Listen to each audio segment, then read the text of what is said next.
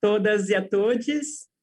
Eu queria, antes de tudo, poder agradecer muito a Jules e a El pela construção desse projeto, né, que a gente veio debatendo desde 2019 e atravessou aí, está atravessando a pandemia, né, e uma série de transformações políticas e sociais pelo mundo, né, para citar algumas delas, né, o segundo ciclo aí da luta de classe internacional, né, com greves importantes na França, o levante popular no Equador, no Chile, os golpes reacionários como o da Bolívia, Mianmar, e a ascensão aí à crise da extrema-direita. Hi, everybody. My name is Virginia. That's Virginia. I'm Tatiana, but that's Virginia. I'm translating. And so she says she wants to first thank Jules and Elle very much for putting together this project that they've been discussing since 2019. This project has gone through the pandemic and a series of political and social transformations around the world. Just to name a few, the international cycle of class struggle that we saw in 2019 with important strikes in France, huge uprisings in Ecuador and Chile, and reactionary coups in Bolivia and Myanmar. And also, we've seen the rise and the crisis of an extreme far right. And also the eruption of like a questioning of the police in the heart of US imperialism with Black Lives Matter.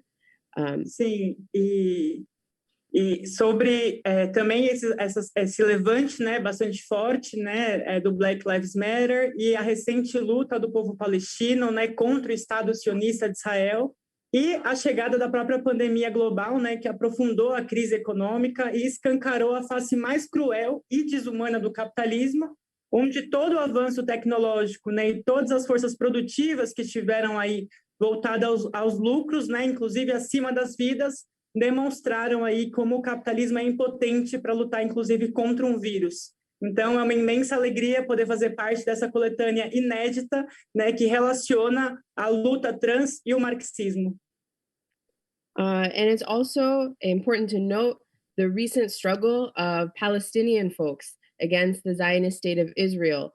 And also the context of, we're all doing this via Zoom in our houses of the global pandemic that really deepened the economic crisis and has revealed the most cruel and inhuman face of capitalism, where even though there's huge advances of technology, the advance of productive forces, that even so, corporations are obviously focused on profit over and above the lives of folks who are dying as a result of the pandemic. And all of these issues are trans issues. And in that sense, it's a huge joy to be part of this collection that makes these connections between trans issues and Marxism.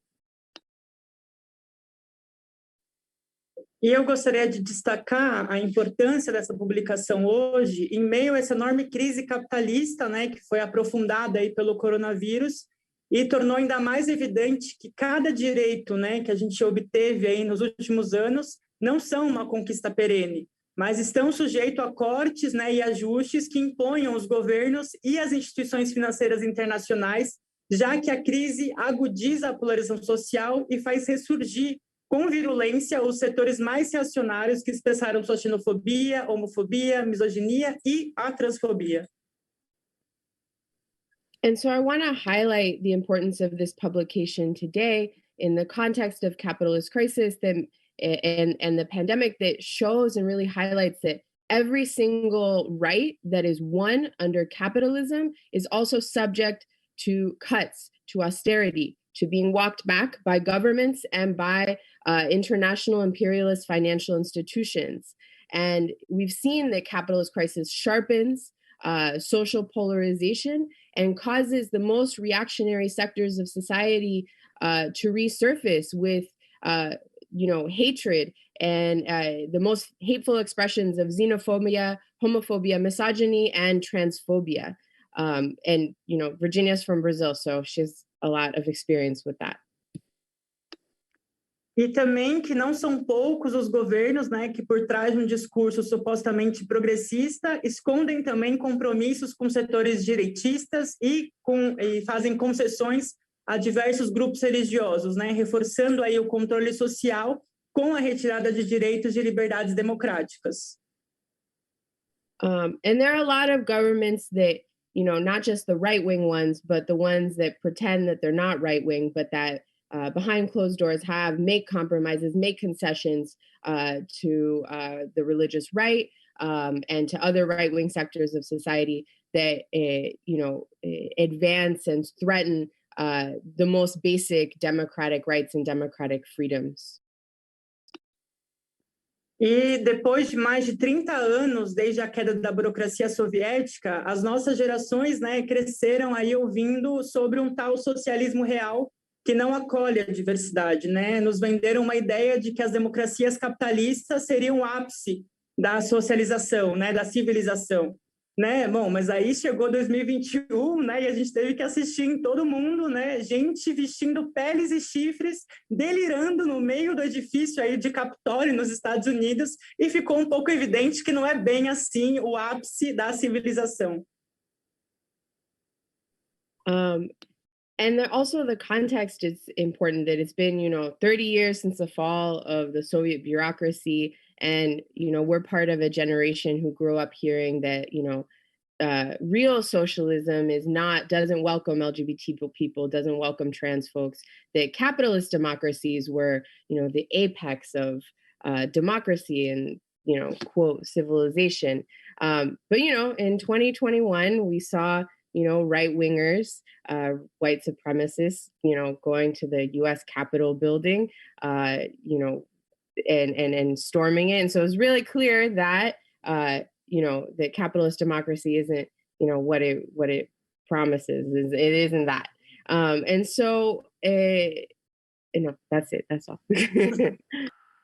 E eu acho que, então, esse discurso é, na verdade, uma forma artificial de atrelar o marxismo ao seu oposto, né? O stalinismo, para separar a classe trabalhadora e os setores mais oprimidos da única teoria científica da nossa emancipação, né? Porque justamente a gente tem essa contribuição hoje para dizer que é necessário uma revolução para poder conquistar a liberdade trans. And that kind of discourse is an artificial way to link Marxism to what's really the opposite of Marxism, to Stalinism, and to separate the working class and the most oppressed sectors of society, like trans folks, from the only theory that really can give us the tools for our own emancipation, which is Marxism. And that very clearly states that we need a revolution to overthrow the capitalist system in order to achieve trans liberation and all of our liberation. Então, certamente, essa elaboração veio para contrapor uma visão caricaturizada, né, de um Marx branco, europeu, heterossexual e cisgênero que não teria nenhuma preocupação com uma completa emancipação de todas as esferas da vida. Ou uma resposta um pouco de um Marx que, para a emancipação das mulheres, seria apenas a sua entrada no mercado de trabalho para garantir a independência financeira, quando, na verdade, a concretização das ideias marxistas na Revolução Russa foi o ponto mais alto das tentativas de criar as condições materiais para transformar todas as esferas da vida.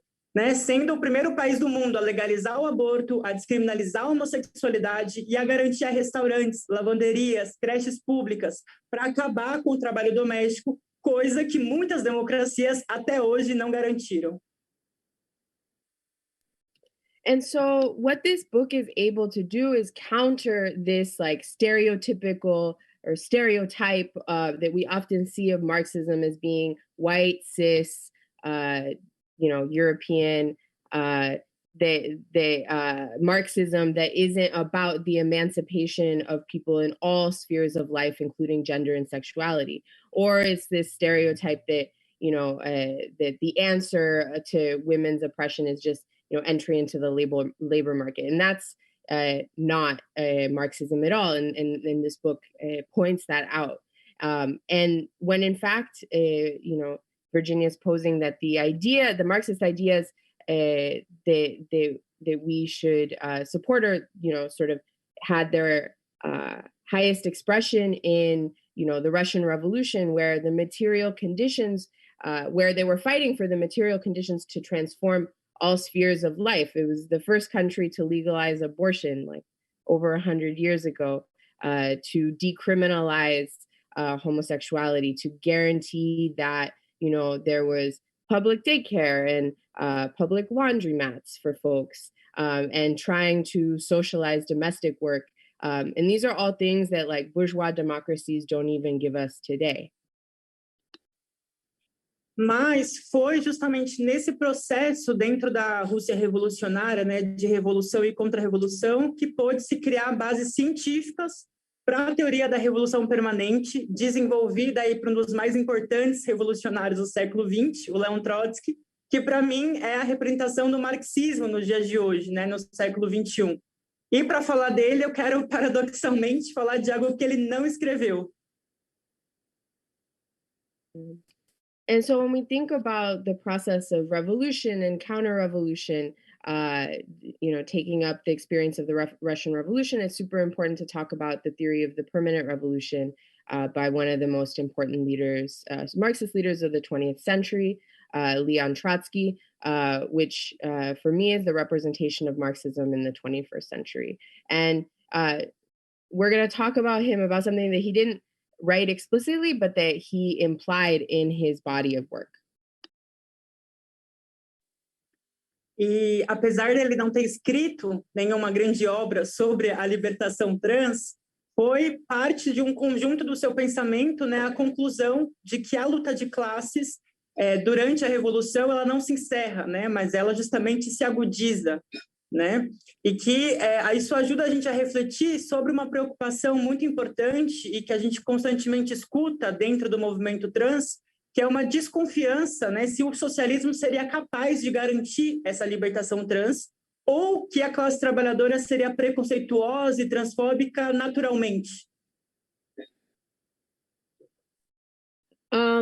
And so in that respect, talking about Trotsky's body of work, he comes to this conclusion that class struggle and struggle doesn't end with the seizure of power by the working class, but actually it becomes more acute. So the revolution isn't the end, it's the beginning. And so I'm mentioning this because it's an important concern that we constantly come up against in the trans community. Mistrust of socialism, the idea that, well, maybe socialism can't guarantee trans liberation, or the idea that the working class is prejudiced or transphobic just naturally. And so I want to dialogue with that idea. E diferente dessas caricaturas, né, stalinistas que afirmavam que a tomada do poder seria mais ou menos 90% das tarefas do socialismo, para o Trotsky, na verdade, se tratava de algo próximo aos 10%, né? Porque a revolução não garantiria uma verdadeira emancipação, mas seria uma condição para isso se realizar. And so unlike Stalinist caricatures that claim that like seizure of power meant like you were like 90% there to like liberatory socialism, for Trotsky it's more close to like, I don't know, 10%, meaning that the revolution, the seizure of power is not a guarantee for our emancipation, but it's a precondition for it. E do que se trataria, então, essa condição? Né? Acho que, em primeiro lugar, é justamente poder romper toda essa estrutura baseada na desigualdade, na transformação da diferença, numa justificativa para subjugar um grupo sobre outro, né, como um mecanismo de aumentar as taxas de exploração, de criar as condições políticas, sociais e econômicas para poder enfrentar, então, séculos de ideologia burguesa, racista, LGBTfóbica e patriarcal. And so what do we mean when we say like a condition for our liberation? First, it's to break this whole structure of capitalism that is based on inequality, that uses the differences amongst us into justification to subjugate one group. And it's a mechanism to increase the rates of exploitation. Eu acho que It's okay. E justamente a revolução, dentro da revolução, que aí teria esse caráter permanente para o Trotsky, é o processo, né, que depende do desenvolvimento internacional da revolução, assim como a autoatividade das massas, né? Porque é justamente enquanto as massas se movimentam que a sua consciência, né, que é determinada aí pela sua existência, se pode desenvolver. Né? Ou, nas palavras do próprio Trotsky, seria um desejo íntimo e individual de cultura e progresso para investir conscientemente contra as violências do passado e contra a subordinação. O que certamente também já estava em Marx quando ele dizia que a revolução seria obra dos próprios trabalhadores de forma consciente. What the revolution does, it creates the political, social conditions to confront centuries of racist bourgeois ideology that is LGBT phobic, transphobic, patriarchal. And so precisely after the seizure of power, we're talking about a revolution within a revolution. And that's what the permanent character of the permanent revolution is. And it depends on an international process of development. That's why we have to be internationalists. And it's also based on the, action of the masses that when we're in movement are able to advance in their consciousness. Because, Marx says that consciousness is determined also by concrete experiences. And so this is a quote from Trotsky that my translation is not very good, so we're gonna skip it out. We'll send it out later or something. But basically, the idea here is that as masses are in movement, consciousness develops, and consciousness against forms of oppression that are ingrained and necessary for capitalism. E por que, então, isso seria importante hoje nesse lançamento? Né? Por que eu estou falando tudo isso? Né? Porque esse livro me parece que pode cumprir um papel inicial não apenas de contrapor uma dessas principais vitórias do neoliberalismo, em separar o combate às opressões de um combate ao conjunto da exploração capitalista, mas também pode servir para um debate com a própria esquerda, né? Para as pessoas trans também poderem combater as distorções do marxismo, retomando o seu sentido revolucionário. Né? As travestis na linha de frente, na luta de classes agora, de Mianmar à Colômbia, são uma prova de que, frente a toda a crise econômica, são os setores mais oprimidos que lutam para construir um mundo novo. And so why am I talking about this? What does it have to do with this book release? Because this book can play an initial role in countering what was one of the victories, right, of neoliberalism, because neoliberalism was able to separate the fight against oppression from the fight against capitalist exploitation. And our job is to connect those two things again. And it also allows us to open a debate with the left itself.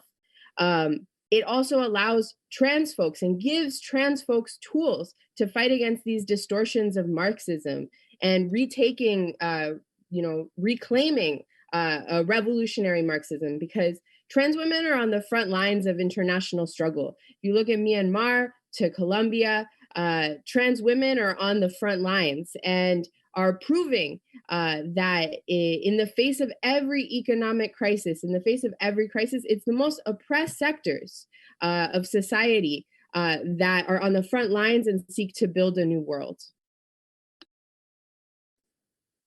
E justamente por isso, eu acho que é importante também abrir um balanço crítico, né, da esquerda internacional, que tem aí, ao longo dos últimos anos, se dividido bastante em dois blocos, né, digamos assim, que pode ser visto praticamente, de forma prática, né, no recente e incrível movimento Black Lives Matter norte-americano, que contagiou o mundo todo, inclusive aqui no Brasil, a partir, né, da luta por justiça, né, ao assassinato racista do George Floyd, e que abriu um questionamento fundamental de uma das instituições pilares, né, do sistema capitalista, como a própria polícia, que inclusive, né, reprimia as LGBTs ali e levou à própria irrupção de Stonewall há 50 anos atrás.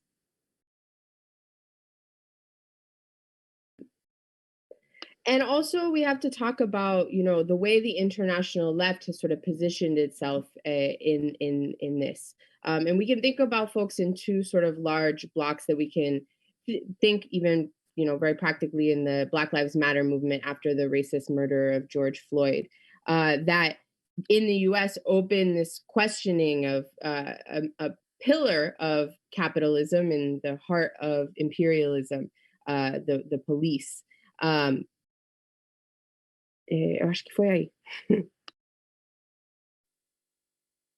E uma das reivindicações, né, uma reivindicação totalmente legítima, né, porque se tratava justamente, em primeiro lugar, da vida do povo negro ali sendo brutalmente assassinada, né, com Breonna Taylor e outras tantas vítimas aí do racismo policial, mas também é um debate estratégico, né, porque coloca o problema da união das fileiras operárias que estão divididas entre os trabalhos formais e informais, né, e que inclusive teve um contraponto importante que foi justamente algumas expressões dessa confluência entre o movimento negro e o movimento operário, como o caso dos motoristas de ônibus, né, que se negaram a levar os manifestantes presos, ou mesmo os portuários, que junto com outros trabalhadores começaram a exigir a saída da polícia dos seus próprios sindicatos.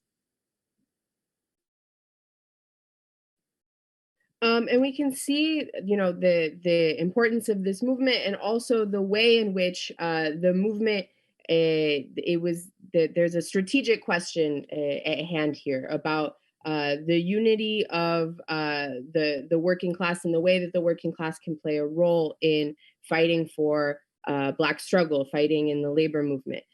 We saw examples of this with bus drivers who refused to take protesters to jail, or dock workers who went on strike for Black lives, or other workers who demanded to remove the cops from their unions. Bom, então, dentro desses dois blocos, né, a gente poderia dizer que teve um bloco, né, que diretamente não interveio nesse movimento, né, setores da esquerda que sempre acham que o combate às opressões seria uma forma de dividir, né, a nossa luta, né, e eu, sinceramente, acho que em relação a esses setores não deveriam nem ser mais tratados como de esquerda, né.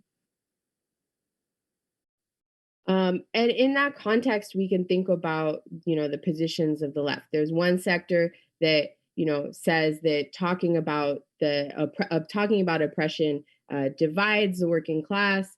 That is, you know, we shouldn't talk about oppression. And to be honest, in my opinion, those people aren't socialists. Those people aren't Marxists. We can't even consider them leftists. Mas também eu acho que tem um outro setor que intervém nesses movimentos, né, sem ter um eixo de fortalecer essa unidade entre a classe trabalhadora e os movimentos sociais, né, sem colocar, por exemplo, né, o peso que tem nas entidades estudantis, nos sindicatos, seus próprios parlamentares, para desenvolver esses aspectos, né, de organização dos trabalhadores, né, para poder dar uma saída de fundo. O que a gente viu que acabou limitando bastante as próprias aspirações que tinha o Black Lives Matter, né, quando se resulta aí na eleição do Biden, né, junto com a Kamala Harris, que ganhou o título, né, da primeira mulher negra a bombardear a Síria, e como a gente viu recentemente, também deu seu apoio ao massacre ao povo palestino, que eu também queria deixar aqui toda a minha solidariedade, desde o Põe Rosas, desde do MRT, que é uma luta essencial hoje. And then on the other hand, there's sectors of the left who didn't push further than and allowed the movement to be limited to electing Joe Biden and Kamala Harris. Kamala Harris, who won the title of being the first Black woman to bomb Syria, and also to support the massacre of the Palestinian people. And on that note, all solidarity to the Palestinian folks who are fighting and struggling today.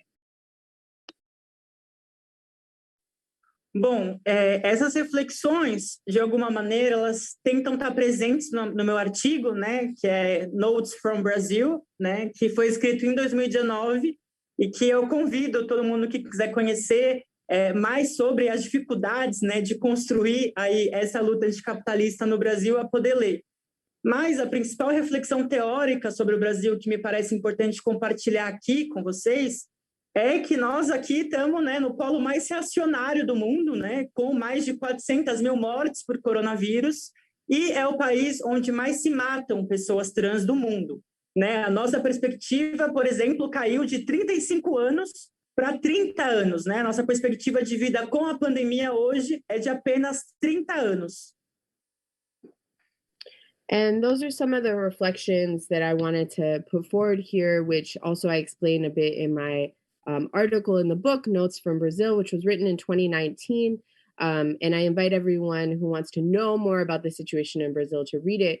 But my main theoretical reflection about Brazil that I want to share here is that it is the most reactionary, one of the most reactionary poles in the world, with 400,000 deaths by the pandemic, by the coronavirus, and where it's the country that has the most murders of trans people in the world.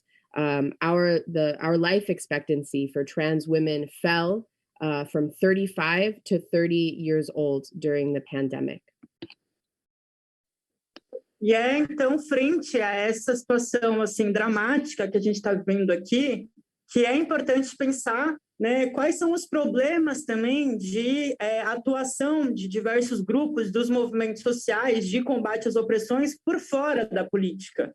Né? Grupos feministas ou LGBTQI+, que não viam a importância de atuar contra o golpe institucional em 2016, por não se tratar de uma pauta restrita ao combate às opressões, caíram numa armadilha desse multiculturalismo progressista, né, que é neoliberal, né, a gente não pode esquecer, que foi cheio de ataques, né, que inclusive levaram a uma maior precarização da saúde, da educação e, consequentemente, da vida da população trans, e também levou o próprio reacionário Bolsonaro para a presidência.